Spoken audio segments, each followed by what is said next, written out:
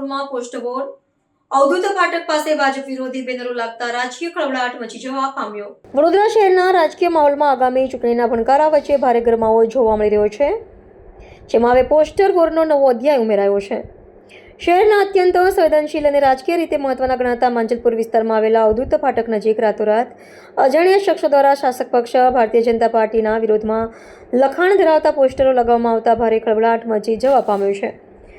જાહેર માર્ગો પર લગાવવામાં આવેલા પોસ્ટરોમાં શાસક પક્ષની નીતિઓ અને કામગીરી સામે તીવ્ર આક્રોશ વ્યક્ત કરવામાં આવ્યો છે અને સાથે જ મુખ્ય વિપક્ષી દળ ભારતીય રાષ્ટ્રીય કોંગ્રેસને ખુલ્લું સમર્થન આપવાની ઘોષણા કરવામાં આવી છે.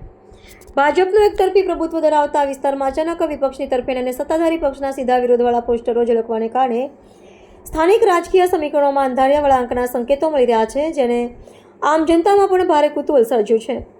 આ ઘટનાને પગલે માંજલપુર સહિત સમગ્ર વડોદરાના રાજકીય વર્તુળોમાં વ્યાપક તર્ક વિતર્ક અને આક્ષેપ પ્રત્યાક્ષેપનો દોર શરૂ થયો છે. ભાજપના સ્થાનિક સંગઠન દ્વારા કૃત્યને વિરોધીઓની સસ્તી પ્રસિદ્ધિ મેળવવાની નિરાશાજનક હિલચાલ ગણાવીને કડક પ્રતિક્રિયા આપવામાં આવી છે. બીજી તરફ આ મામલાની ગંભીરતાને જોતા સ્થાનિક વહીવટીતંત્ર અને પોલીસ વિભાગ સફાળા જાગ્યા છે.